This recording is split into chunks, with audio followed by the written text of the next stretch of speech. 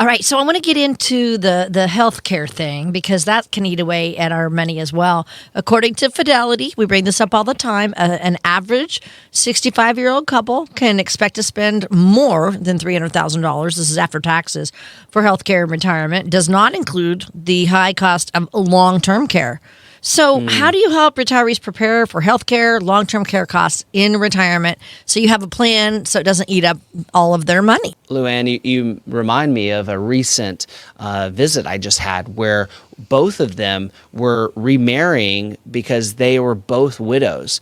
And one shared the story, and it was such a sweet story because she knew his previous wife, and his wife fell ill. And while she was passing away, they went through nearly, I think, $300,000 in healthcare expenses. Oh my. And they had the money, but it cut his retirement nearly in half.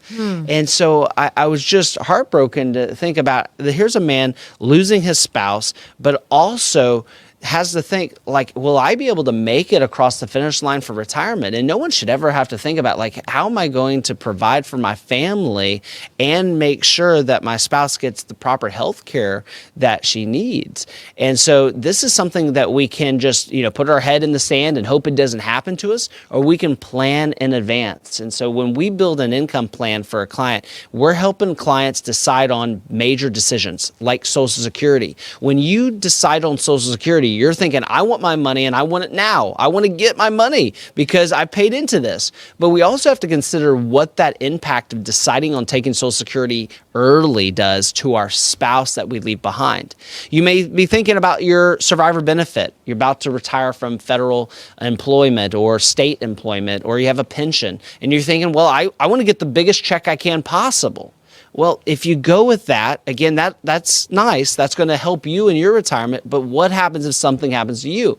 And so when we build an income plan, I know it's not our favorite part of our plan, but we have to talk about the untimely passing of both spouses. So I have to plan for both spouses living to age 100, but I also have to assume that they could die tomorrow. And so when a family sees these numbers in black and white, it is so liberating. It's actually the opposite of what people think it is. It's going to be liberating because I can tell you, like, I met with a couple just last night. This was my last review, and I told them, I said, you have to have $800,000 if one of you passes away. I said, good thing is you have 1.2 million. You have nothing to worry about.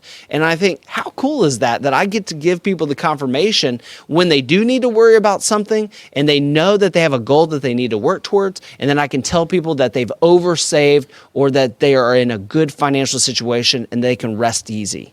Okay, there you go. That is called being prepared.